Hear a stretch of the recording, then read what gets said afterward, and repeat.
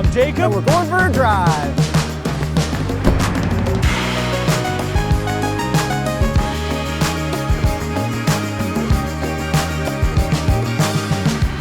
'24 Toyota Highlander. XLE all-wheel drive hybrid without launch control. Ooh.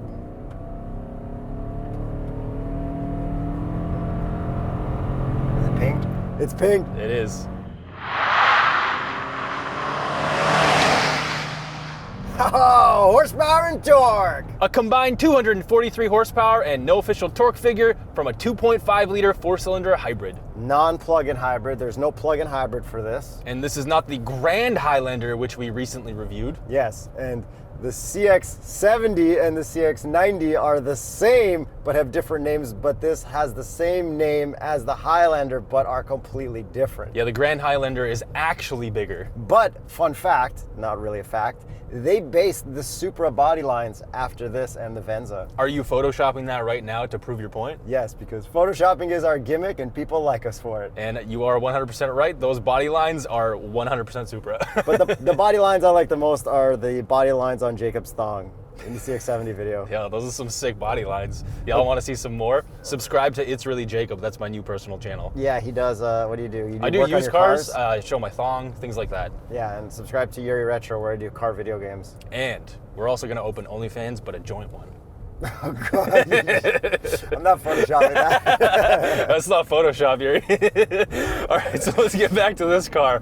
I think it actually looks really good. I've been seeing these on the road for so long, but we've, for some reason, taken forever to review this, and this is the Nightshade edition where everything's like blacked out. We got this gray paint. Yeah, I mean, it's a good spec for people to buy, and sorry that it took so long for us to review it. It is surprisingly difficult for us to review cars sometimes, but I do like it. It looks great. My buddy who just got a RAV4, who I installed a nice set of TuxMat for, which you should get for this car as well, he saw this and he loved it. He's like, whoa, I'm so impressed. He wants to move up already. Ah, really? Yeah, but I told him not to because, you know, he just got a RAV4. Yeah.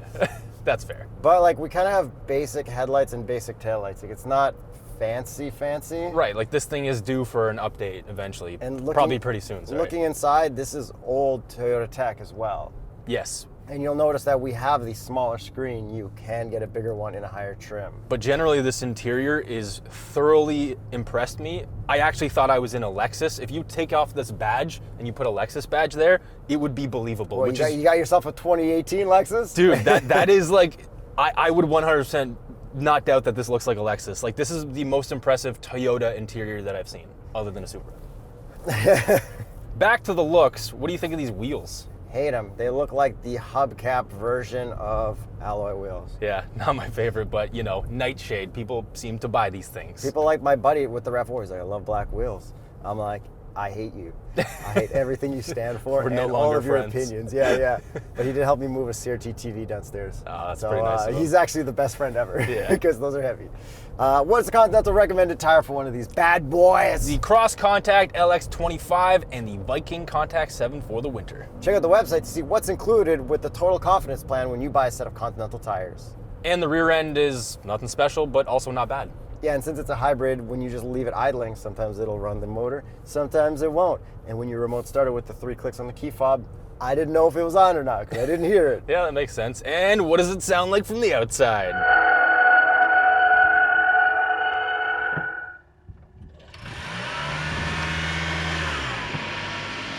So would you take this in blackout package or would you go with chrome? Because you're pretty old now, Yeah, almost dude, 40. Almost 40, pushing I think it. I'd go chrome. You know I'd what go I mean? chrome for sure. Anything to get some non-black wheels, like all blacked out, that's so childish. Yeah, there is, I think, 1 or 2, possibly 3 trims above this. There's the XSE and the Limited, and obviously Limited's going to have some shiny bits on it, so. Yeah, this is missing a lot of stuff inside, which does suck. Like what? 360 camera. That's a lot of stuff? Ventilated seats. That's a lot of stuff? Memory seats. Okay, you're starting to add up. Am I sitting on leather or am I sitting on like a cloth mix? Parts of it, yeah, it's a mix, which I'm okay with. It's very, to me, I really like this. Small infotainment? I don't care about that. Yeah, but it's a thing. You are right. So do you think this looks better than the Grand Highlander? I mean, I don't think so. No, it doesn't. The Grand Highlander's newer and this is an old design. Yeah, but there's nothing wrong with this at all, especially with that Super body line. Like, this is pretty cool looking still. Yeah, I think I'd go Grand Highlander looks though. Looks, yeah. I mean, I kind of have to, even though it just looks like a Grand Corolla Cross, but still. Hey man, that's It's a good design language for like the Toyota future. for like, making money. Yes, and they're selling cars. They're going like boxier. This has that old kind of rounder. And stuff. let me know in the comments below if you have one of these on order, if you're on a waiting list, if they're still doing markup, and let me know by checking out tsb.truecar.com. I think the markups are mostly over, but let us know in the comments because you can get discounted price offers at our link. And before you drive, I'm going to turn traction back on. I'm going to put it in EV mode. No, you're not, Yuri. EV mode You're driving unavailable. too fast. All right, I'm going to put it in sport mode, give a little push through cliche corner. And over this bump, Supple. like gloriously delicious. What the are you talking about? Dude, I don't know. I opened up a dictionary and I just started looking up adjectives. You're the worst car journalist ever. I could never write an article. Come up with some better words. All right, Yuri, tell me about your experience through Cliche Corner with some words. It's nice. It's fast. It is nice. It is though. Yeah, but that's also the reason that you couldn't be an automotive journalist with no adjectives. I didn't go to university. I didn't get an English degree, man. I don't even know how to use thesaurus.com at all. You barely can type in youtube.com. Yeah, it's actually pretty quick through there. It feels nice, composed. It's not like trucky or anything. Yeah, no, it's really nice. And it is all-wheel drive. We get all-wheel drive only. I'm sure the States gets front-wheel drive only options too. Are you sure we don't get a front-wheel drive one at all? I really don't think so. I don't know, but our editor will show you the website right now. All right, touch my finger to electronically switch seats. You didn't tell me that touching your fingers made the brakes work. Here we go. Brake boost! Oh, that is so torque steery from the front.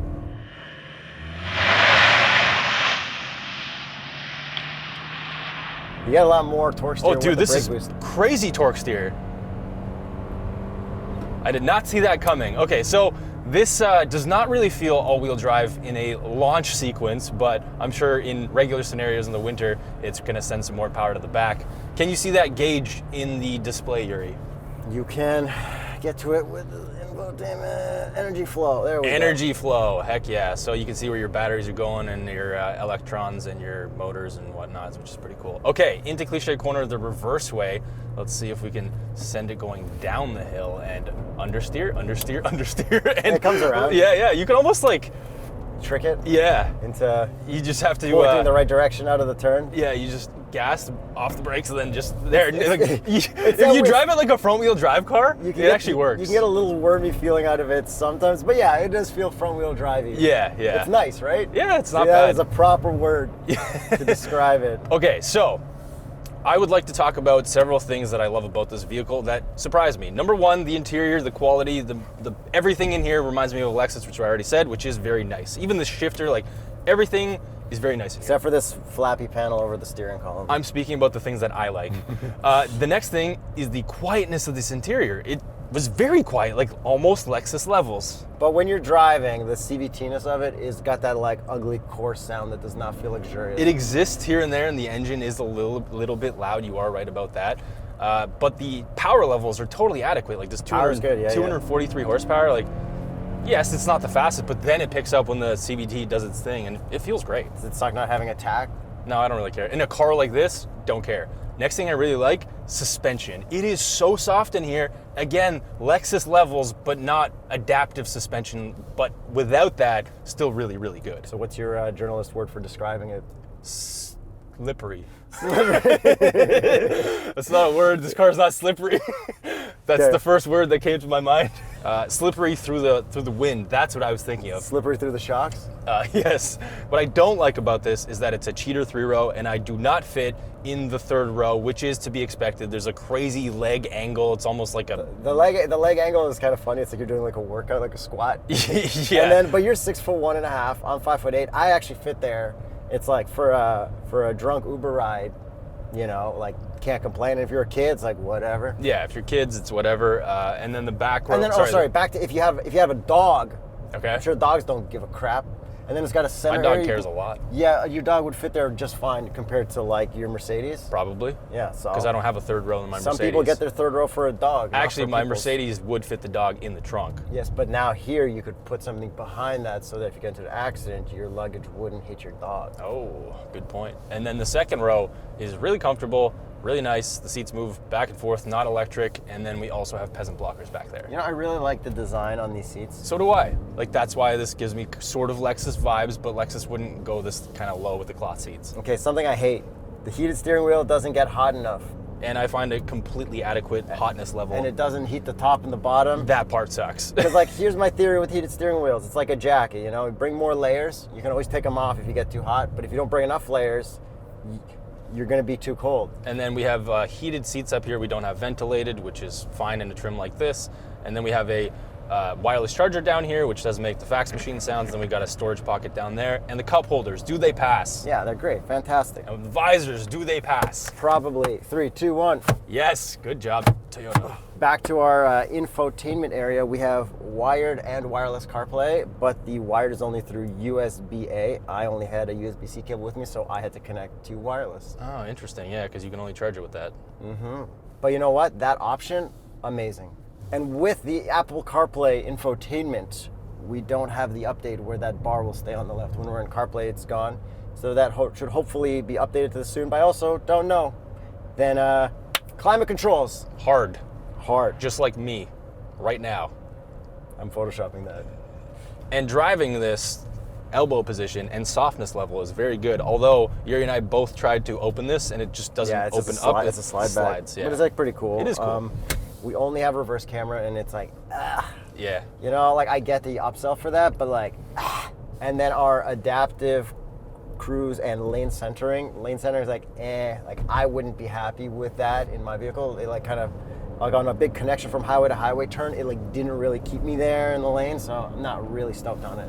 And the reason that you're probably buying one of these things, it's a hybrid fuel economy. This is rated at a combined 6.7 liters per 100 kilometers or 35 miles per gallon. I think I'm getting 7 something, or how do I get there? You gotta press back.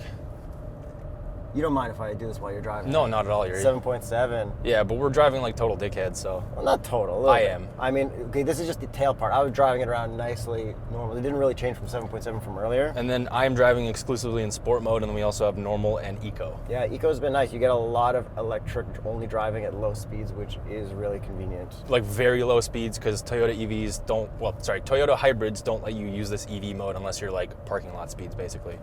Oh, and then we have trail mode, sorry. Go to parking lot speeds. Brakes are good. Okay. EV mode. Slower. No, I don't do slow. Don't go past the green. Yeah, it's too much horsepower in my blood. For like reparking and stuff. Yeah. But I think that's pretty much it. Like, it's overall... Towing really nice. capacity, 3,500 pounds. Okay, well, I got something else for you. Little mirror so you can look at kids in the back. That's pretty cool. Ah? No cameras, don't need them. That's everything. We like it. It's nice. Let's get to the price. $54,020. Canadian. Which is a very reasonable price in line with all of its competition, I'm sure. And I did thoroughly enjoy my time in this. I'm shocked by how nice this is. It's very nice. My only real issue is that this is like a high theft car in Toronto. Probably. I have it parked behind my Mazda and my Fiat, and I opened the exhaust on my Fiat all the way, so if someone was to try to hotwire that, it would be loud and I would get a notification in my ears. So check with your local insurance company for your insurance rates if you're considering one of these. Yeah, and my neighbor, he's the one who had one of these on order for 2 years. When it finally came, the price went up because it got adjusted to year 24. So he said, forget it. Stuck with his 2013 Santa Fe XL, and he's very happy with that. Let us know what you guys think of the Highlander.